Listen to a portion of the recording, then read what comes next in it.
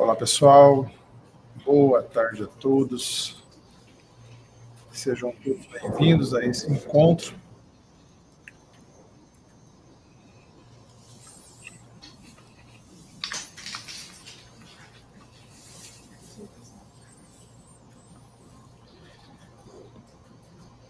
Em nome do Flávio Hermes e do Fernando Santiago, diretores da Planestec, e eu, Fábio Corrêa, gerente de negócio, agradecemos a presença, a participação, a disponibilização de cada um de vocês. O objetivo deste encontro é trazer para vocês, nossos clientes, parceiros, contadores de clientes, mais informações a respeito da reforma tributária, a qual se inicia a primeira etapa no próximo janeiro. E para comentar conosco sobre esse assunto, o Dr. Felipe Medeiros, que é parceiro estratégico da Planestec, já nos colaborou em diversas outras situações, inclusive nessa empreitada, faz parte do time da Planestec em análise da legislação acerca da reforma tributária. Hoje vai trazer mais detalhes técnicos e da legislação, e na próxima quinta-feira, às 16 horas, estaremos fazendo um novo encontro, especialmente para aqueles que participaram da live anterior, de quinta-feira da semana passada, desta, para tirar dúvidas. Então, hoje nós vamos trazer um conteúdo mais técnico e teórico sobre a legislação e os impactos para os negócios. E na próxima quinta-feira, às 16 horas, retornamos com outro encontro para tirar dúvidas, juntamente com o Dr. Felipe Medeiros, contadores e demais profissionais relacionados. Então, para dar início, convido o Dr. Felipe Medeiros. Pessoal, boa tarde, todos me ouvem bem? O áudio está tranquilo? Fábio, consegue me ouvir? Só me dá um aqui para ver se está ok. Então, áudio perfeito aqui. Não, beleza. Pessoal, hoje, o que eu planejei aqui para vocês especialmente? Eu vou fazer uma mini aula aqui, né, se eu posso usar esse termo, e eu gosto de falar que é a aula zero da reforma tributária. Então, se você não viu nada de reforma tributária, esse é o momento. Então, eu vou trazer os aspectos gerais, uma visão aqui um pouco mais ampla de toda a reforma, e aí a gente vai apresentando algumas mudanças, tá? Não é uma aula extremamente técnica, não é uma aula também extremamente teórica. Inclusive, se tiver alguém aí, um estudante de direito, advogado, contador, falou, nossa, você não usou o termo técnico específico, me permita dar aqui, desses 30, 40 minutos que a gente vai expor, questões assim didáticas mesmo. Então, para empresários, para profissionais aí da parte financeira, da parte fiscal, e de fato que está na linha de frente. Hoje não é esse momento, tá? Me permita ser um pouco mais didático aqui com vocês. Então, vamos caminhando aqui. Eu sempre gosto de começar explicando um pouco dos motivos da reforma tributária. E eu gosto dessa expressão reforma. Quando a gente vai fazer uma reforma na nossa casa, você não vai lá e demole a casa inteira. Você utiliza ali a estrutura inicial, as paredes da casa. A gente às vezes muda ali janelas, portas, telhados, constrói cômodos, mas você não começa do zero. Então esse termo realmente se aplica aqui. A gente não está começando a falar de uma tributação nova sobre o consumo no Brasil. A gente utiliza toda essa base do passado para um novo modelo. Então, ele é só um novo modelo, alguns aspectos que serão diferentes. E quando a reforma foi planejada, ela foi dividida tecnicamente em 3 macrogrupos ali, né? Tributos sobre o consumo, tributos sobre a renda e tributos sobre o patrimônio. Então, hoje, a fase que a gente vai enfrentar inicialmente é uma reforma dos tributos sobre o consumo. tá? Então, quando a gente for, tem ainda alguns apanhados que eles estão acelerando em referente à renda, mas todo o nosso trabalho vai estar ali ligado aos tributos sobre o consumo. Então vamos começar do básico. Por que vocês vão me ouvir muito falar na palavra tributo? Porque tributo é o termo geral amplo da coisa aqui, do objeto tributário, tá? Eu não vou falar só sobre impostos, mas eu vou falar sobre outras espécies tributárias, né? A palavra tributo, ela vem ali do direito romano, onde a gente tinha um tribuno, que era a pessoa que recolhia, que recebia ali, de fato, a arrecadação para o Estado, e aí o nome que se dava àquele que ele arrecadava era tributo. Então a gente herda esse conceito até aqui. Então, hoje nós temos no direito brasileiro 5 espécies de tributos. Vamos falar um pouquinho sobre elas, para a gente falar um pouco sobre o hoje, para a gente entender o amanhã ali de 2026 até 2033. Nessas espécies, a primeira dela são os impostos, tá? O que são os impostos? Os impostos, ele tem uma característica muito específica, que é o quê? A não vinculação. Então, tudo aquilo que o Estado arrecada mediante imposto, ele não tem uma destinação prévia, tá? Então, ele vai cair no orçamento público e ali os nossos governantes vão decidir o que ele vai fazer por isso. Então, a maior parte, a maior gama dos nossos tributos são impostos, onde ali eles têm uma maleabilidade. Aí a gente tem o ICMS, o IPVA, o IPTU, a maior parte são impostos. Os outros 4, ele tem uma destinação vinculada. Tá? São tributos vinculados a essa destinação. A segunda hipótese de tributos que a gente tem aqui são as taxas. Taxas são tributos vinculados, individualizados e destinação específica. A taxa ela serve para a gente pagar um serviço específico individualizado do contribuinte. Então, quando eu vou ter uma repartição pública, pedir ali um alvará, por exemplo, na prefeitura, de um funcionamento da empresa, ele vai me cobrar uma taxinha.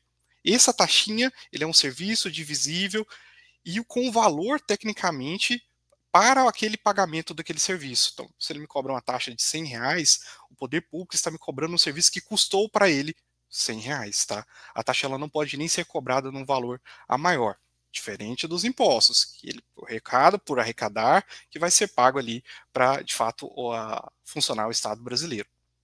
A terceira hipótese que a gente tem de espécie de tributos são as contribuições de melhorias. De novo, são tributos vinculados, destinados, mas aqui ele não é individualizado, por isso que ele é diferente dos impostos e da taxa.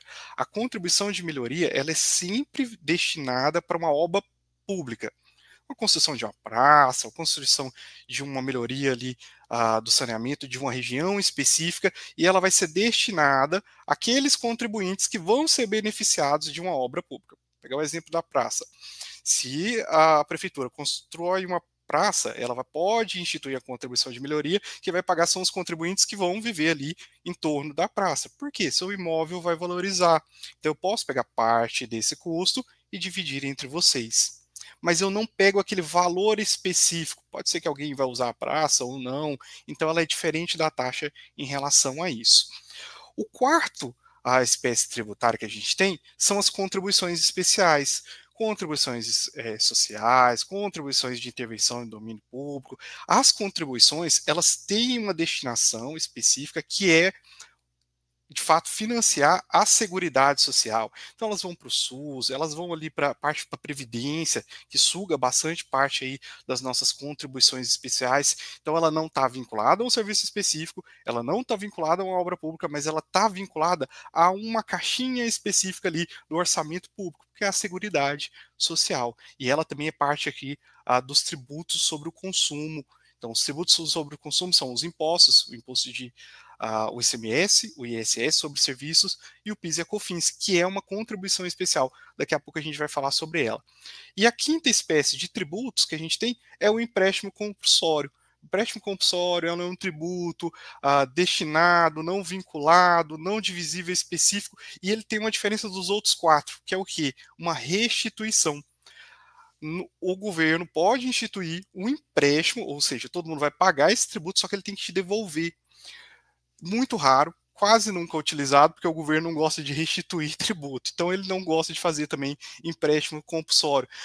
Ali naqueles casos de calamidade pública, é uma possibilidade de ter ele, mas ainda não foi no caso de Brumadinho, no caso de Mariana, não foi a instituição de fato prevista. O governo público ali, em outros tipos de verba, acabou utilizando para pagar esse momento. Então, são esses os 5 espécies de tributos que a gente tem hoje, e aí os vários tributos dentro de cada uma dessas espécies. Então, vamos falar agora um pouco sobre como vai ficar a reforma.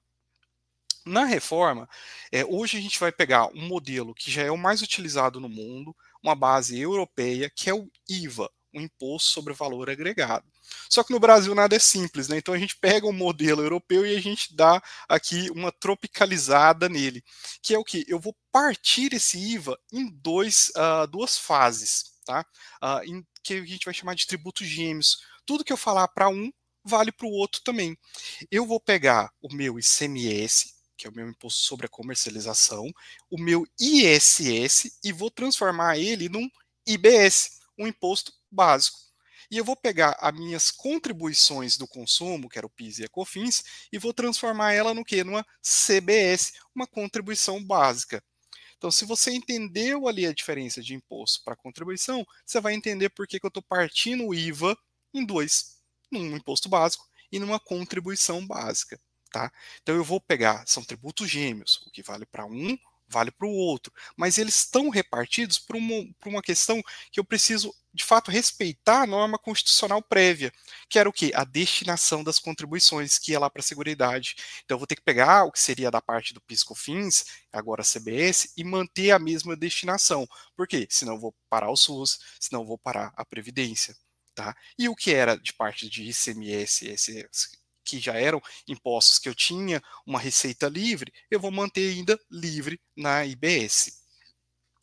Só que aí eu crio uma jabuticaba, uma coisa que só existe no Brasil aqui, que é um imposto seletivo.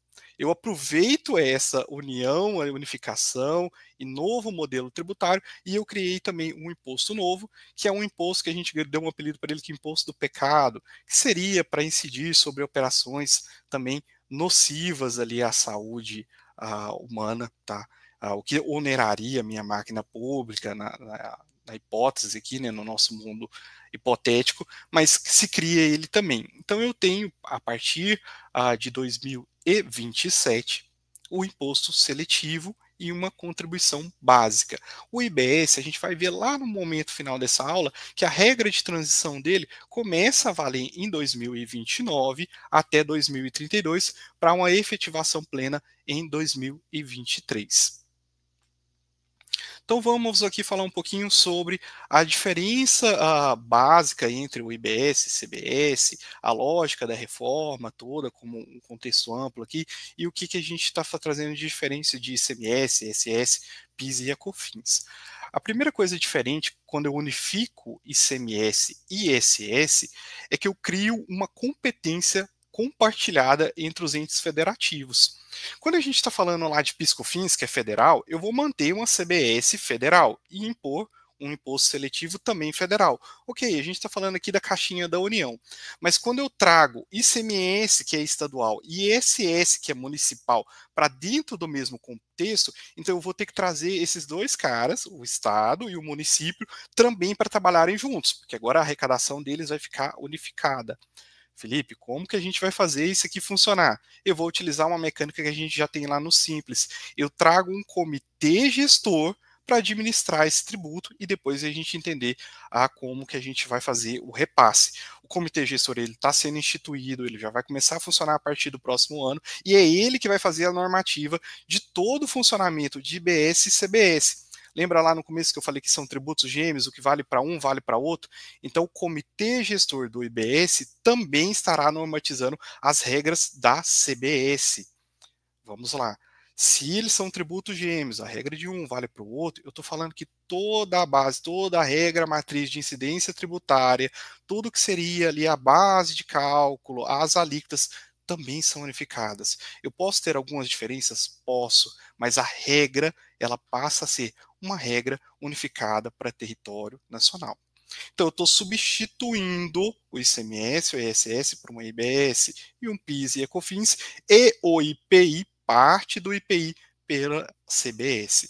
O IPI eu faço só uma observação aqui, que ele ainda continuará existindo para os produtos produzidos na Zona Franca de Manaus, tá? A Zona Franca de Manaus, aquele regime especial para aquela área, ela continua sendo mantida, ela está lá na 214, na Lei Complementar 214, mas ela também continua subsistindo ao IPI. Para o restante do país, o IPI já não existe mais, tá?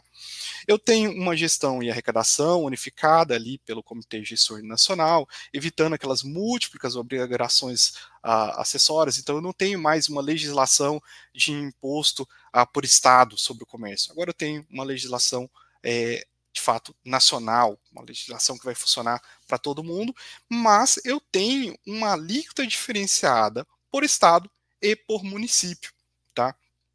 Então, a CBS não, eu tenho de fato uma alíquota para todo o território nacional, mas a alíquota de IBS pode ser diferente por estado e por município. E há uma necessidade ainda da gente ter, de fato, o regulamento da IBS, que já até uma fonte da Receita me falou que já está em torno de 700 páginas de como que vai funcionar. Lógico, ele precisa pegar toda a legislação de todos os estados e incluir numa regra geral, e essa normativa vai falar se essa alíquota ela vai ser fracionada, vai ser uma alíquota inteira e fracionada de parte para estado ou parte município, ou de fato eu vou ter uma tributação por município e por estado diferenciada. Textos que ainda vão vir com o passar do tempo. Provavelmente essas normativas já começam a vir para 2026, tá? E qual que é a lógica de toda essa reforma? Por que a gente está fazendo isso aqui? Quando a gente olha para a tributação que eu tenho hoje, boa parte, e aí eu vou falar até um pouco do trabalho do contador, o nosso contador hoje no Brasil, ele não é um contador consultivo, ele não consegue ser consultivo, ele tem que ficar ali cumprindo obrigação acessória, ele precisa ficar passando para o fisco, falando o que as operações estão acontecendo de fato. Se vocês pegam trabalhos aqui do RP da Plenos, é basicamente ficar lançando informações ali inteiro, ele não consegue analisar e criticar essas operações para vocês, porque ele fica ali contando para a Receita o que faz. Quando eu trago, ou pelo menos tento trazer, uma legislação mais simplificada, sobra para o nosso desenvolvedor de sistema, sobra para o nosso contador, de fato, fazer um trabalho de gestão. Então, ele conseguir trabalhar sempre mais com a visão de gestão, antecipando os fatos com vocês, contribuintes, antecipando os fatos com vocês, clientes, de fato ficar ali transmitindo, contando para o fisco o que está acontecendo ou não. Se eu pego a regra constitucional dos tributos, lá na Constituição de 88, então eu estou falando aqui há 30 anos atrás, eu deveria estar falando em uma não cumulatividade plena. O que é isso? Eu tentar evitar a tributação sobre cascata. Vou pegar o exemplo aqui do imposto sobre o serviço.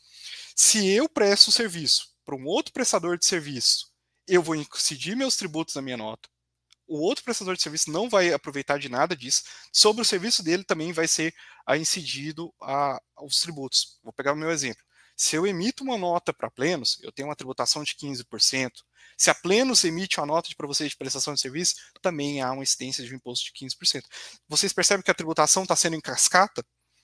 Lá no ICMS, isso é diferente. Eu consigo aproveitar de parte pago na operação anterior para tentar achar a minha operação. Isso chama-se não cumulatividade. É tentar evitar essa tributação de cascata para o consumidor final.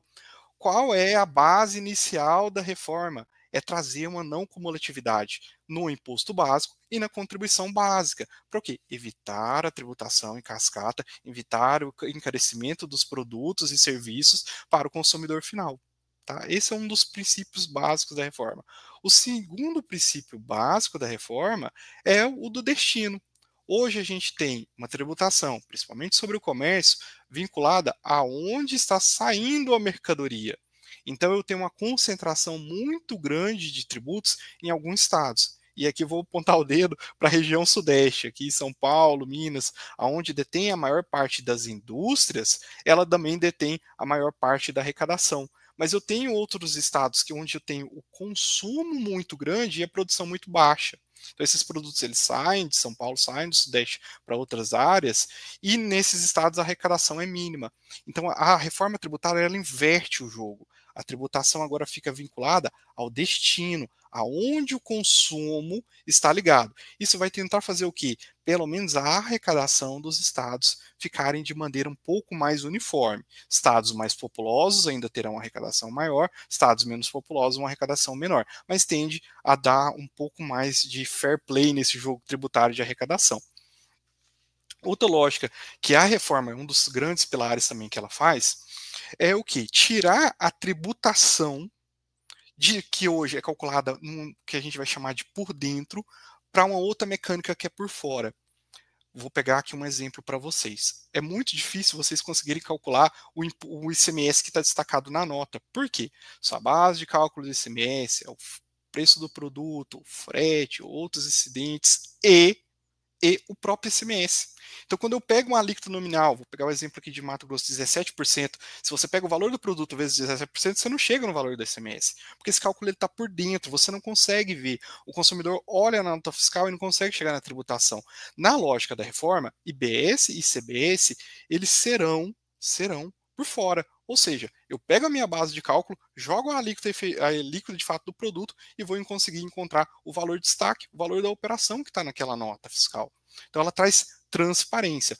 Lá no final do último slide, vocês vão pegar ali o meu Instagram, eu até postei um vídeo de um educador financeiro hoje, o Bruno Perini, hoje de manhã, que ele fala sobre essa dificuldade até do investidor ou do consumidor brasileiro enxergar qual que é de fato a tributação num produto ou num serviço que ele está tentando aqui no Brasil. E outro pilar que a gente tem é um regime de transição, que aí a gente vou guardar para falar com ele ali no slide no momento oportuno, tá? Mais para frente a gente volta a falar sobre a regra de transição. Então, o que eu estou trazendo para você, tirei essa imagem, inclusive, de um material da Receita, a visão geral da arquitetura da reforma. Então, a gente vai vir aqui falar um pouco amplo sobre tudo que está sendo criado e daqui a pouco a gente vai falar um pouco mais detalhado de alguns. O que a gente tem hoje de principal mudança? Eu tenho uma mudança em um recolhimento de IBS e CBS, tá?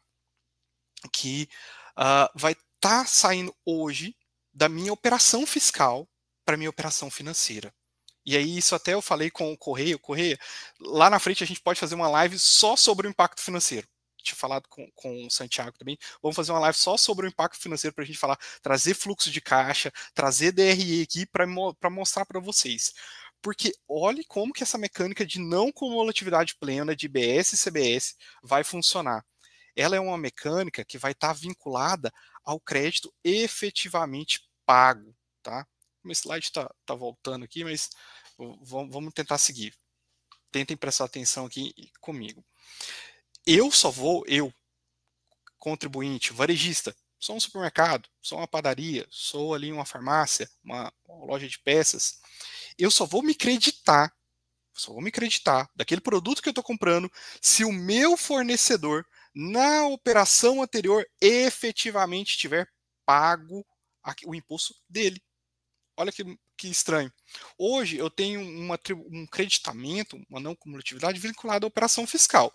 Veio uma nota fiscal para mim, dei entrada no meu sistema, no meu contábil, eu vou pegar o crédito que está destacado naquele documento fiscal. Se o meu fornecedor pagou ou não pagou, isso não está em jogo. Agora, na reforma, não. Na reforma, esse cara precisa ter pago. Se ele sonegou lá atrás, não cai o crédito para mim. Não cai o crédito para mim.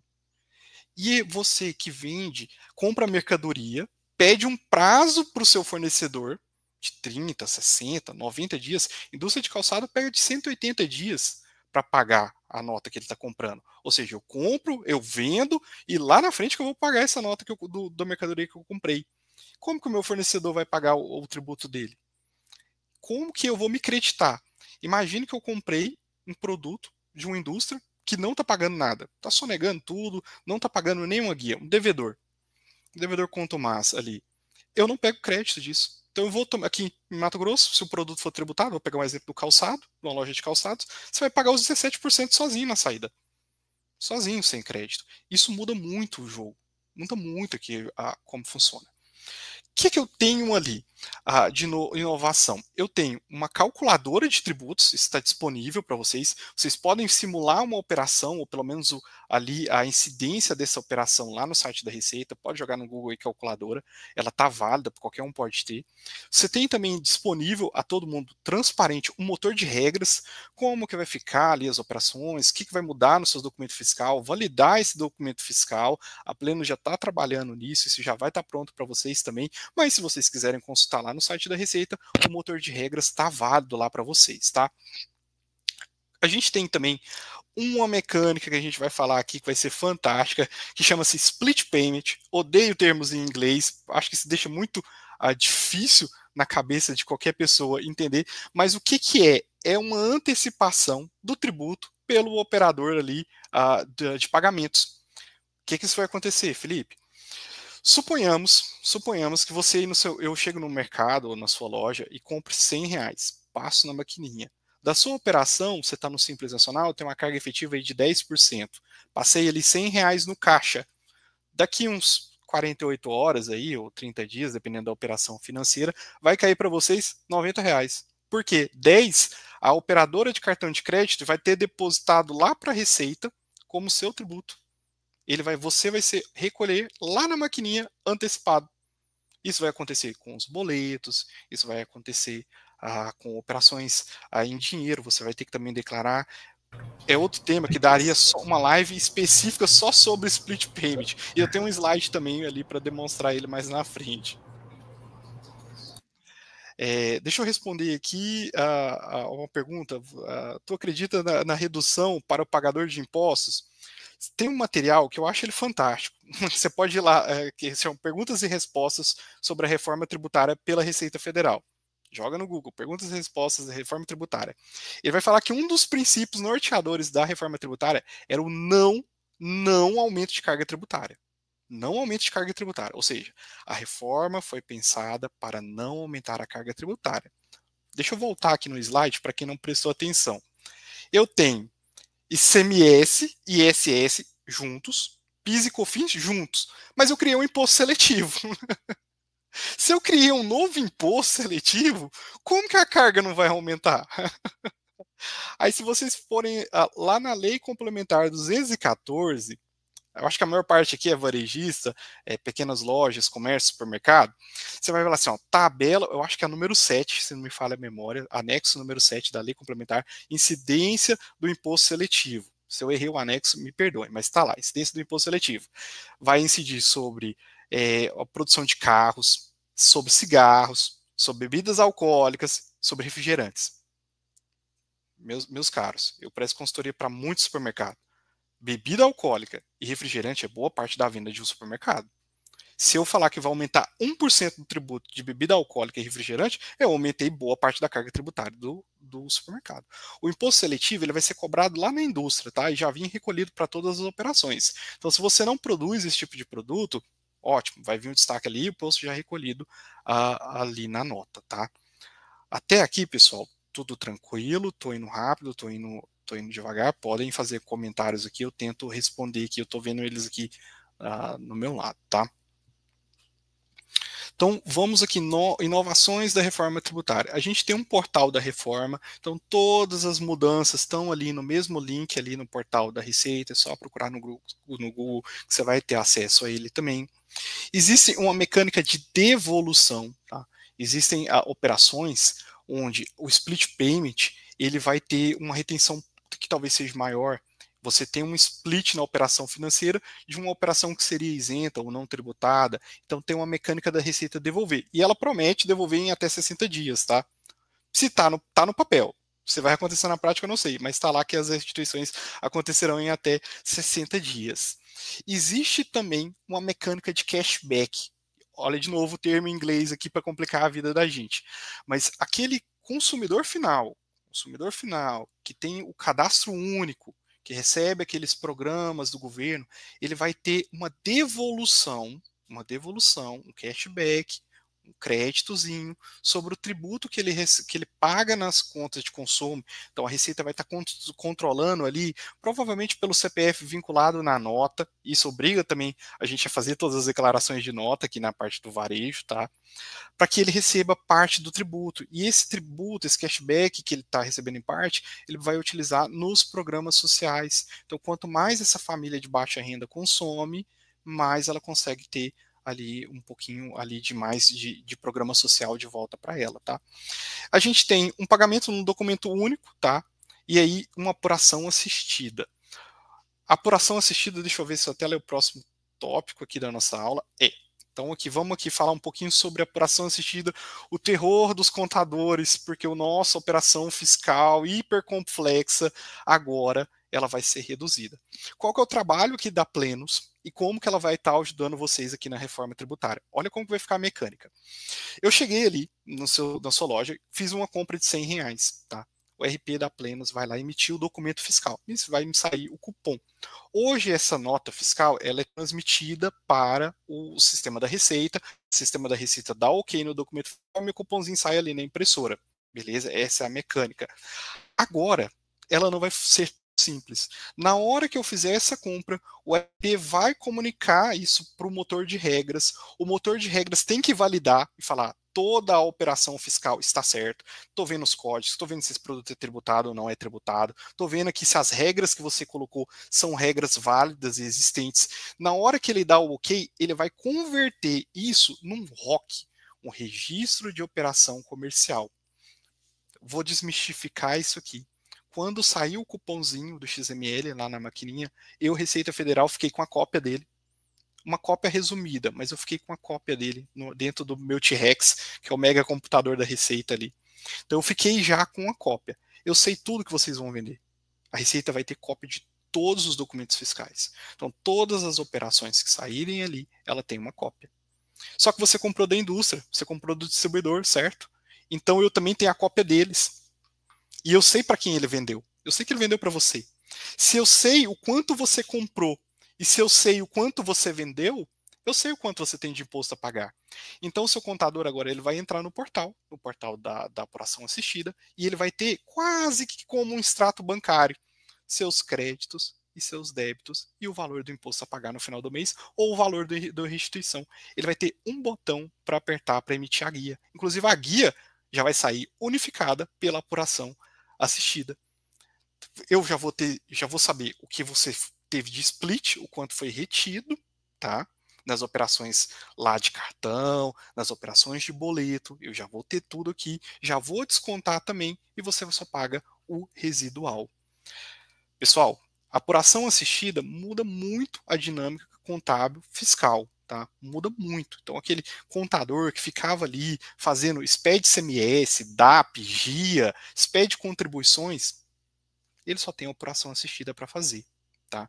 E o que o nosso sistema vai fazer do outro lado? Eu preciso emitir todos os documentos fiscais para que esses documentos caiam ali na apuração assistida. Qual que é o trabalho do contador, do advogado tributarista agora? Falar se o documento fiscal que foi validado pelo motor de regras, de fato é coerente com a operação. Então, olha, eu fiz uma operação de vendas, o meu sistema falou que são os códigos tais, o motor de regras falou que são operações válidas, mas será que realmente aquele produto meu era tributado? Será que ele era isento? E aqui as regras na reforma também elas são simplificadas. Substituição tributária não existe mais, suspensão, diferimento também acabou. Eu tenho produtos tributados, produtos não tributados, produtos com redução de base de cálculo, redução de 60%, 40%, 30% ou 100%. Tá? Então, eu vou pegar ali produtos de cesta básica, produtos não tributados, ou com redução de base de cálculo a 100%. Produtos ali destinados à alimentação humana, redução de 60%. Produtos médicos, redução de 60%. Produtos para pessoas com deficiência, medicamento, aparelho para pessoa com deficiência, 60%. Serviços ali de profissionais liberais, o advogado, 40% de redução. Então, são tabelas que hoje estão muito simples, que eu acredito que com o passar da inovação legislativa fique um pouco mais complexas, tá? Mas a mecânica de tributação de fato ficou mais simplificada e aí a apuração vai conseguir fazer. Para aqueles clientes que são do Simples Nacional, a apuração assistida vai fazer seu Simples de forma completa, tá? Então, aquele PGDAS que o seu contador estava fazendo, já vai estar aqui na apuração assistida pronto. Então, Felipe, manipulava meu PGDAS, manipulava minha declaração. Desculpa, se você comprou com nota, vendeu com nota, está lá na apuração assistida. Felipe, quero fazer operações sem nota. Olha, muito cuidado. O fisco agora tem todas as operações de compra suas. Se você vender sem nota, você vai ser notificado. Estou comprando sem nota, mas estou vendendo com nota, vai ser notificado. Eu sei o quanto você está vendendo. Então, a sonegação agora começa a ficar mais difícil. Quando você lê a Lei Complementar 214, você tira algumas premissas iniciais lá, e uma das premissas é: eu vou dificultar a sonegação o máximo que eu vou conseguir de pós-reforma. Então vamos caminhando aqui para tentar não deixar pesado tanto essa aula. Split Payment. O que é o Split Payment, de novo? É uma antecipação lá na operação de financeira do seu tributo. Para quem é familiarizado com esse termo técnico, é quase uma retenção. Para os prestadores de serviços, esse termo é muito comum, né? Então já vem um tributo retido na nota que o meu adquirente, de fato, a pessoa que está adquirindo o serviço vai pagar em meu nome. O split payment é isso. Então, existe o primeiro momento, que é o momento do fato gerador, da hipótese de incidência tributária e da emissão da nota fiscal. Neste documento, o sistema já vai informar, lá no momento da operação do caixa, se eu for lá no sistema da Plenos e falou que era uma operação em cartão, já está vinculado isso no documento fiscal, que foi para o ROC, que já vai cair lá na operação assistida, qual que é o meio de pagamento que você vai fazer. Se nessa operação, nas regras do split, existe um percentual já que vai ser antecipado, o sistema de pagamento, em até 24 horas, já vai fazer a sua retenção e repassar para a Receita. E o valor líquido cai para vocês, ou seja, ele já antecipou IBS e CBS. O valor que cai para vocês já é o valor que de fato destinado ao pagamento. O tributo da empresa já foi pago pelo meio de pagamento, pela operação de cartão de crédito. No Simples Nacional, essa conta é muito fácil de fazer. Para as empresas do lucro presumido ou real, a gente precisa ainda da normativa para entender como que vai funcionar o split payment.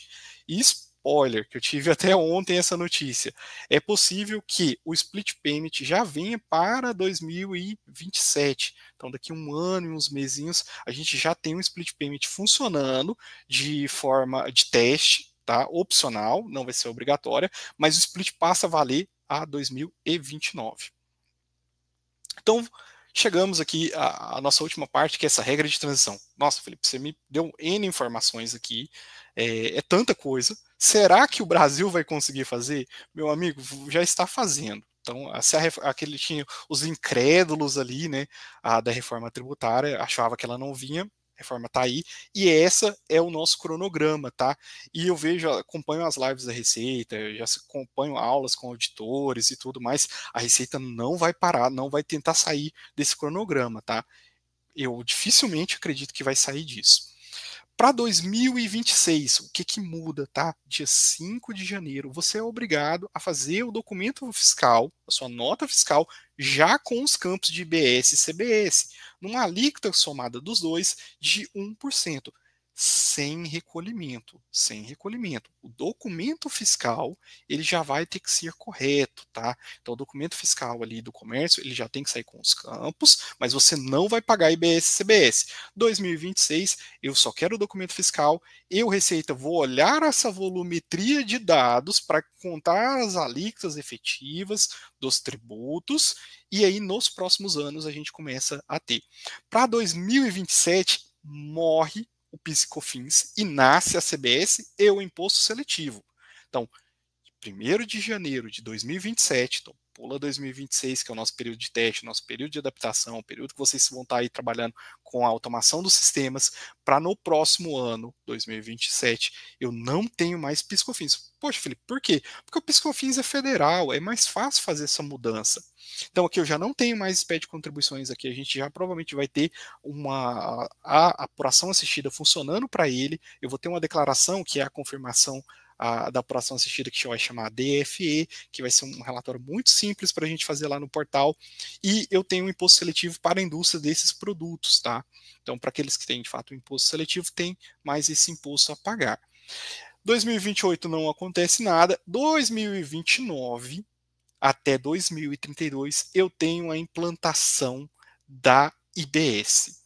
Então, para 2029, eu já tenho uma morte gradual do ICMS e do ISS e um nascimento gradual da operação de IBS. Como que vai funcionar? Lá em 2029, eu tenho 10% da minha carga tributária por esse novo imposto e 90% da minha carga tributária por o imposto antigo. Então, Felipe, você está me falando que os dois sistemas de 2029 a 2032 vão andar juntos. Eu tenho em 2030 um aumento da IBS e uma diminuição da IBS. Até que 2032 eu já estou pagando 40% de IBS e 60% de ICMS. Ou seja, até no último ano eu tenho ainda metade, quase metade da minha tributação no sistema antigo. Então, olha a dificuldade para os nossos desenvolvedores de sistema, para os nossos contadores e para a gente entender. Até 2032, eu tenho os dois novos tributos IBS e CBS operando, e eu tenho o antigo, que é o ICMS, o Imposto de Serviço, também operando, nas regras atuais. Então, eu ainda tenho ali até 2032, no mínimo, 40% da minha tributação em ST, em diferido, em suspenso, está tudo valendo. Mas eu também tenho a IBS na apuração assistida e no split payment. E aí, em 2033, eu tenho, de fato, a virada de chave. Morreu o ICMS, morreu essa zona, o manicômio tributário, na promessa aqui da Receita, para a gente ter um sistema mais limpo, tá? Mais limpo, e a gente espera que seja mais transparente. Sem tentar ter viés político, sem tentar, de fato, aqui problematizar, a missão é muito grande da Receita. A missão é, de fato, faraônica aqui, mas acredito que tudo deva ir. Existem os períodos de adaptação, existem aí as oportunidades da gente, de fato, correr atrás e tentar se enquadrar o máximo possível dentro dessa regra, e aí a gente tem que contar com bons profissionais ou tentar buscar o máximo de conhecimento para a gente não errar nessas operações. E tudo vale, toda a fiscalização vale em cima sobre essa.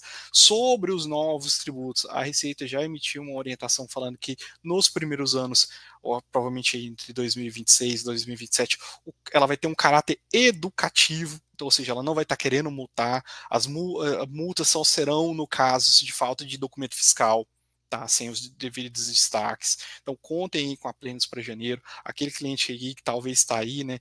Eu não sei se eu vou mudar para Plenos ou não, quero ficar aqui com o meu sistema do bairro, que é melhor. Se esse cara, em janeiro, não te emitir os documentos fiscais corretos, você vai tomar multa por falta de documento.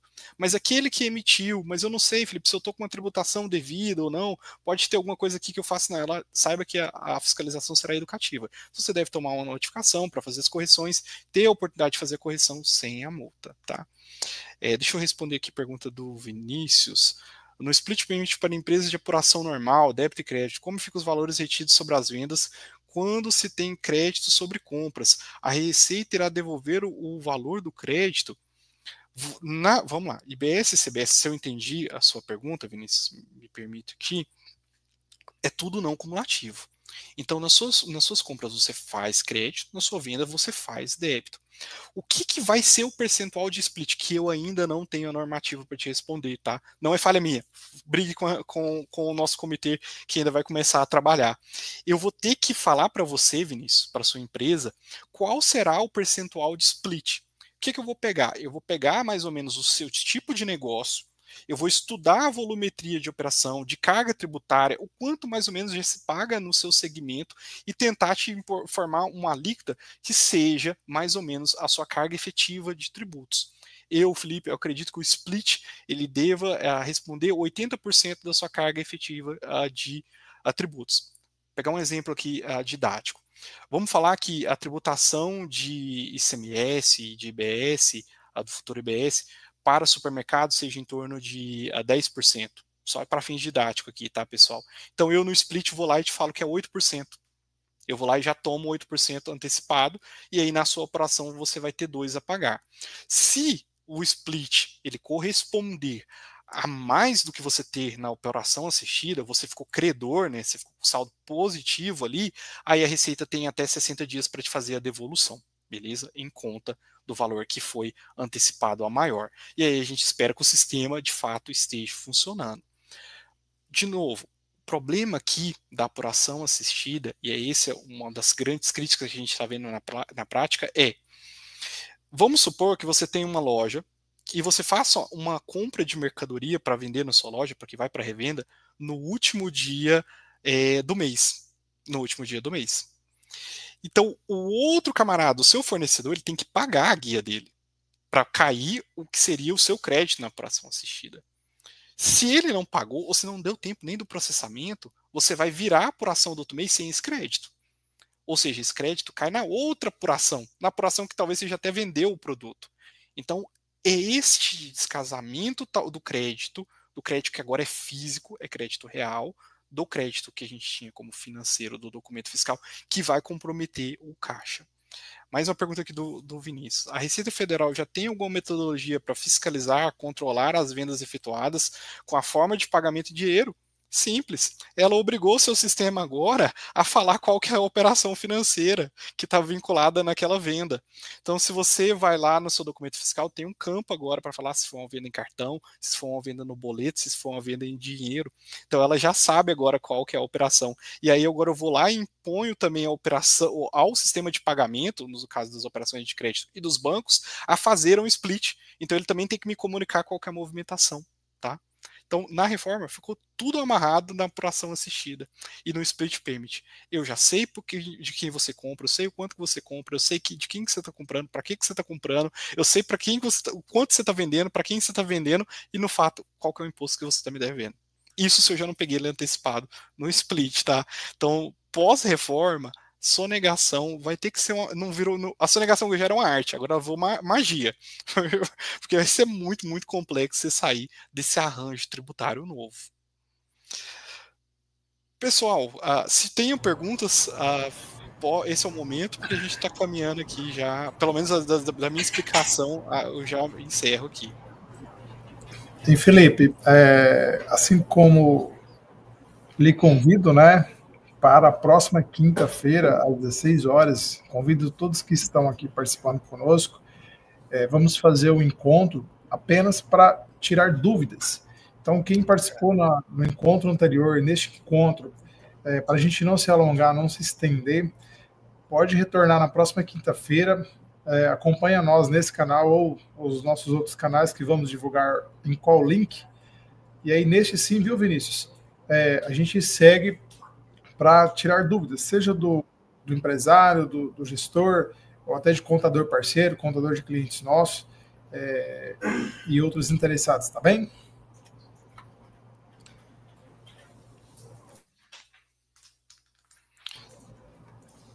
Felipe, suas considerações? Não, pessoal, então, estou deixando aqui na tela os meus contatos, tá? Meu Instagram, o meu WhatsApp, o meu e-mail. Quem tiver alguma dúvida, por favor, guarde ela até na live da quinta-feira para a gente ter um momento bacana aqui de perguntas e respostas.